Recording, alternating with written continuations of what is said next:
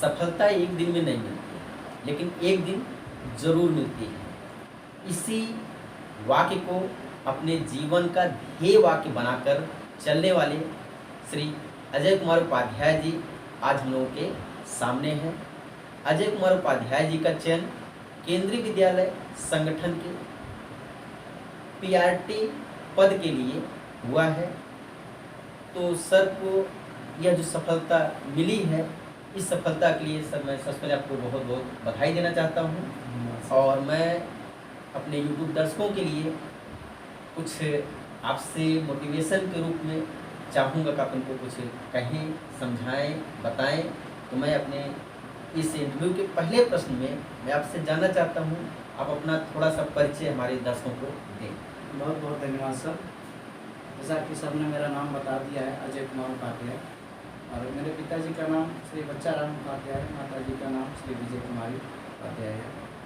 मैं श्रावस्ती के बनिया गांव से का रहने वाला हूँ, जिसका शिक्षा का स्तर बहुत अच्छा ना है। आप इंडेक्स अगर देखेंगे सबसे निचले पायदान पे सर श्रावस्ती जी। जी सर। तो उपाध्याय जी, आप श्रावस्ती के गांव से रहे हैं। जी सर। और गांव से निकल करके आज आप कोच्चि शहर में हैं। तो मैं थोड़ा सा बहुत ब्रीफ में जानना चाहेंगे कि ये जर्नी कैसी रही, या कौन सी बात आप हमारे दर्शकों के साथ साझा करना चाहेंगे, क्योंकि यह जो जर्नी है आपकी निश्चित रूप से बहुत ही अविस्मरणीय रही होगी। गांव से शहर तक की जर्नी बहुत ही अविस्मरणीय होती है। तो मैं जानना चाहता हूँ जो आप दर्शकों के साथ शेयर करना चाहेंगे, प्लीज़ सर। ऐसे गांव से रहा हूँ जिसकी लिटरेसी रेशियो सबसे कम था जी। और आज मैं उस शहर में हूँ जिसका लिटरेसी रेशियो सबसे ज़्यादा है। ठीक है। कहते हैं कि आदमी अगर धीरे धीरे निरंतर प्रयास कर रहा है, लगा है, तो एक दिन में सफलता नहीं, लेकिन एक दिन जरूर मिलती है।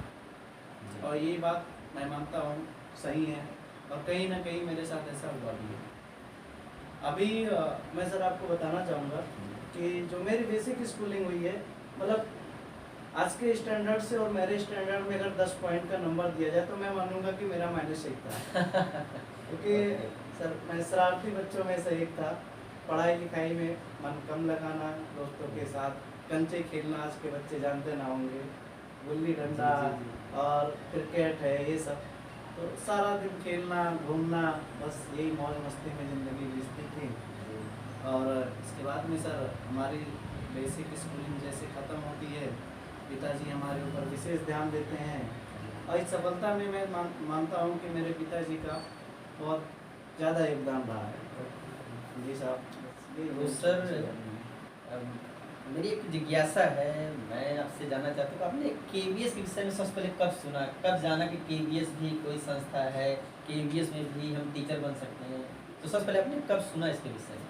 अब देखिए साहब, मैं बताता हूँ ज़रा आपसे कि जो एक फेल वर्ड होता है, जी, फेलियर, मैं मानता हूँ कि मैं उसका एक जीता जागता एग्जाम्पल हूँ। मैंने बहुत सारे एग्ज़ाम्स को अटेम्प्ट किया। कुछ एग्ज़ाम में हमने जो है 1-2 स्तर को पार भी किया, कहीं टाइपिंग से, कहीं किसी स्तर से बाहर। लेकिन जो फेलियर वर्ड है वो मुझे लगता है कि मेरे पे सर्टिफिकेट बैठता है सर। ओके। 9th में फेल। अच्छा, 9th में आप फेल हैं? सर फेल ही था मैं। अभी जस्ट मैं थोड़ा सा आपको काटना चाहूँगा। अभी जस्ट मैंने सुना 12th फेल और कोई आईपीएस बन गया। आप बता रहे 9th फेल और आप आज केवीएस के टीचर हैं। हाँ सर। तो कहीं आप इससे मोटिवेटेड तो नहीं है? हाँ सर, स्टिल मोटिवेटेड है, क्योंकि कोई भी फेलियर होता है बट उसका एक ना एक स्ट्रेंथ होता है। जी। एक जो उससे सही समय आने पर उसका भरपूर उपयोग करता है। जी। जैसे मुझे बहुत सारे जीवन में मौके मिले, अपॉर्चुनिटीज़ मिली, बट मैं उसमें बहुत अच्छा ना कर पाया। लेकिन केवीएस के एग्ज़ाम में थोड़ा अच्छा हुआ, इंटरव्यू अच्छा हुआ, जिसकी वजह से सर मेरा चयन इसमें हुआ। निश्चित रूप से मुझे लगता है कि आप बहुत से लोगों, जैसे आपने भी देखा होगा शर्मा जी, मनोज शर्मा जी, आज जो ये लोग सिविल की तैयारी कर रहे हैं, उनके लिए मोटिवेशनल कह सकते हीरो बन चुके हैं। और मुझे उम्मीद है कि अगर कोई व्यक्ति केवीएस में आना चाहता है तो निश्चित रूप से आपका यह इंटरव्यू सुनने के बाद उसके अंदर एक प्रेरणा आएगी कि एक बार फेल होने से ज़िंदगी समाप्त नहीं हो जाती, या किसी प्यार के खत्म हो जाने से ज़िंदगी समाप्त नहीं हो जाती। लगातार आप जीवन में आगे बढ़ने का प्रयास करते रहिए, सफलता एक दिन आपको अवश्य मिलेगी।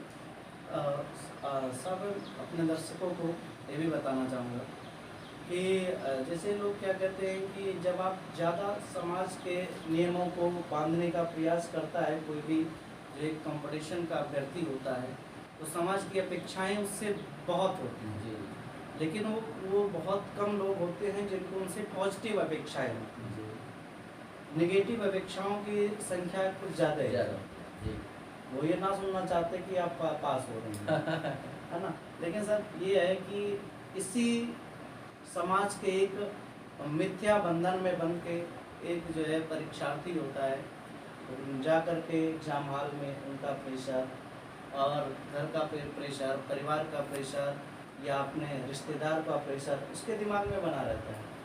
इसके लिए इससे उसका एग्ज़ाम बहुत ज़्यादा प्रभावित होता है।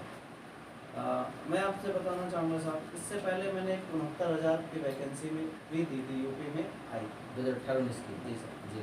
उसमें भी मेरा 2 मार्क्स का रह गया था, लेकिन उसके पीछे कुछ इंसिडेंट ऐसे हुए कि एक एक्सीडेंट हुआ, तो उसमें ऐसा हुआ मेरे परिवार में ही तो थोड़ा सा हॉस्पिटलाइज, मैं हॉस्पिटल में लेके भर्ती रहा। मैं भी जा रहा था, मेरा भी एक्सीडेंट हो गया, लेकिन फिर भी एग्ज़ाम हमने दिया तो उसमें मेरे 2 मार्क्स से रह गए। तो क्या है कि उसमें लोगों की ये भावनाएं बन गई सर कि केवल हवाबाजी कर रहे हैं। तो ये मुझे लगता है भगवान ने मुझे मौका दिया कि मैंने अपने आप को प्रूव किया। जी सर, मैं आपके लिए 2 शब्द बोलना चाहता हूँ, कहना चाहता हूँ।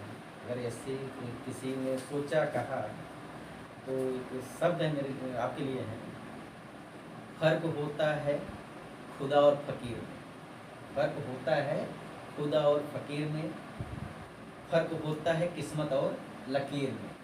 जिसे चाहो अगर ना मिले तो समझ लीजिएगा कुछ और अच्छा लिखा है तकदीर में। आप अगर प्राइमरी में रहे होते, आज शायद यूपी में रह जाते।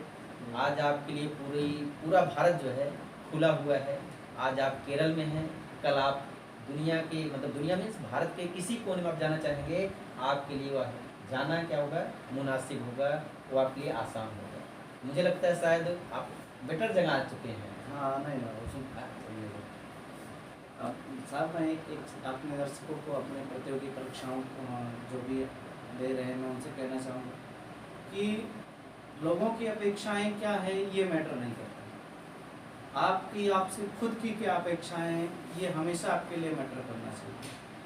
आप भूल जाइए कि समाज क्या कहता है। जैसे साहब मैं बताना चाहूँगा कि मैं अपनी पढ़ाई के दौरान जब से मैंने टीचिंग कैरियर शुरुआत की, ग्रेजुएशन में आया, बच्चों को होम ट्यूशन देना धीरे धीरे जब मैं अच्छा, तो आप KBS आने से पहले भी टीचिंग काम कर रहे थे? यस सर, टीचिंग बहुत अच्छी बात है। और फिर उस टीचिंग प्रोफेशन को मैंने अपना एक जीवन का आधार ही मान लिया। इसलिए मुझे टीचिंग थोड़ा अच्छा ही लगता था, बच्चों के साथ उठना बैठना। फिर मैंने बड़ी कक्षाओं को पढ़ाना शुरू किया, फिर धीरे धीरे यही मेरी जर्नी चलती रही। और कई सारे स्टेजेस ऐसे आए जिस स्टेजेस पे लोगों के बहुत सारे नकारात्मक कमेंट होते रहे कि ये आप नहीं कर सकते, वो कुछ नहीं कर सकता। और सच बताऊँ आपसे, मुझे भी विश्वास नहीं था कि मेरा KV में हो जाएगा। क्योंकि सर इससे पहले मैंने सर CGL का एग्ज़ाम दिया, उसमें भी मेरा हुआ था, टाइपिंग नहीं हुआ जी। इससे भी पहले मेरी NTPC में कई सारे जो लेवल थे वो सारे क्लियर थे। तो कुछ को मैंने छोड़ा और कुछ ने मुझको छोड़ा। उसमें सर था क्या कि मुझे टाइपिंग कम आती थी, तो लेवल 2 लेवल 3 में टाइपिंग थी, तो मैं टाइपिंग 2 पे देने नहीं गया, लेवल 3 में टाइपिंग देने गया और उसमें मुझे टाइपिंग ना हो पाया। तो ये टाइपिंग का दर्द मुझे मिलता रहा है। लेकिन मैं फिर भी यही कहना चाहूँगा कि अगर आप लगे हैं तो ये निश्चित नहीं है कि कहाँ होगा, लेकिन ये निश्चित है कि एक दिन आपका जरूर होगा।